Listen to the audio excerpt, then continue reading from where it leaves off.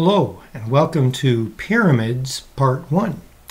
We're going to be looking at the surface area of these pyramids, and I'm going to talk about a few terms and a few key strategies here before I do specific examples with numbers.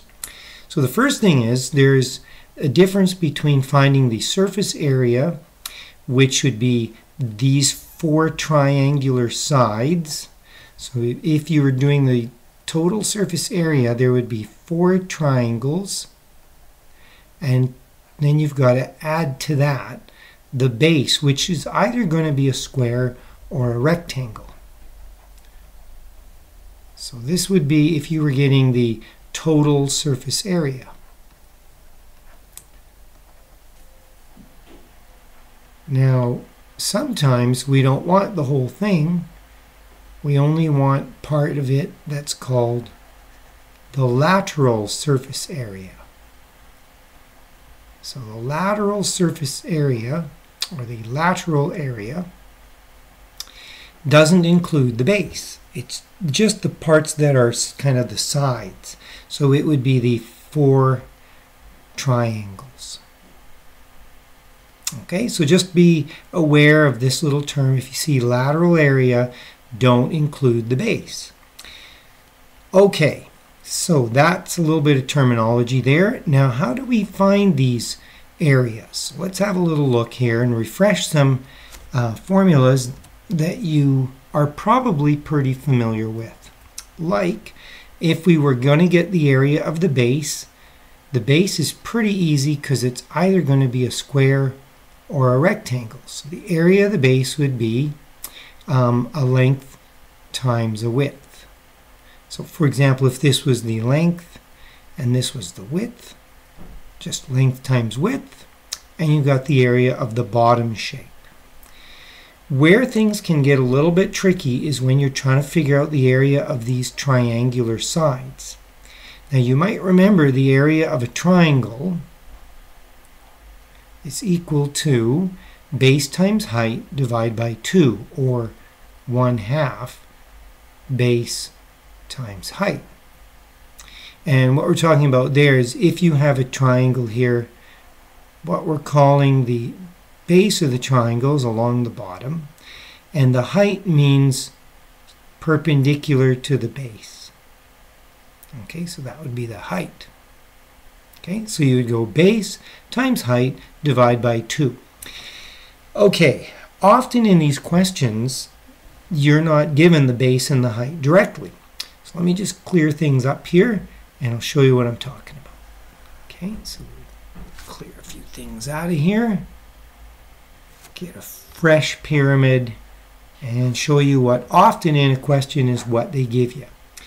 What they'll often give you is the actual height of the pyramid, meaning from the top here straight down to the bottom. So something like that.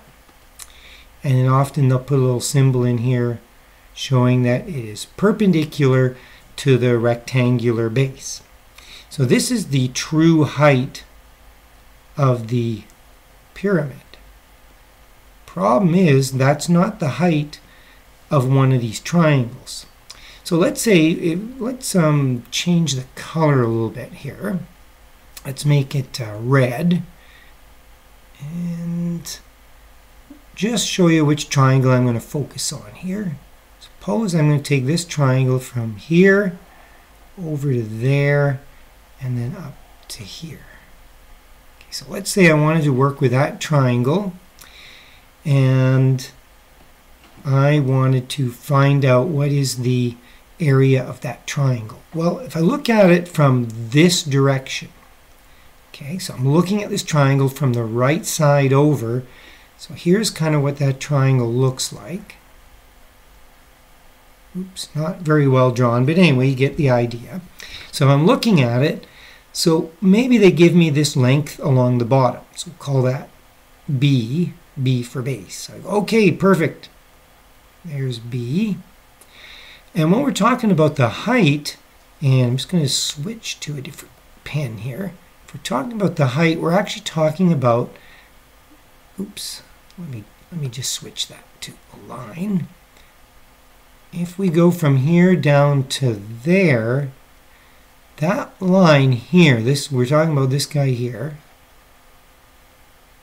this is actually going to be the height of the triangle. That's going to be the line that goes from here down to there.